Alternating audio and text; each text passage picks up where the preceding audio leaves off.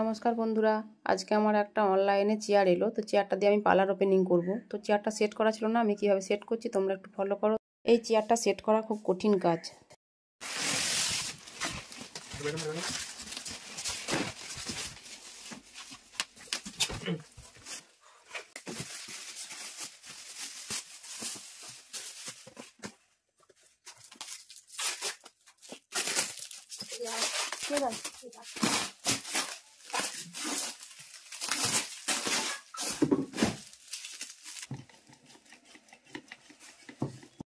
চেয়ারটা দেখো আমার সিল খোলা হয়ে গেছে। তো চেয়ারের রডগুলো এবার আমরা সেট করব, আস্তে আস্তে একটা একটা করে সেট করব। চেয়ারের নিচে যে প্লেট থাকে সে প্লেটের নিচেই আগে নাটগুলোকে সেট করে নেওয়া হচ্ছে।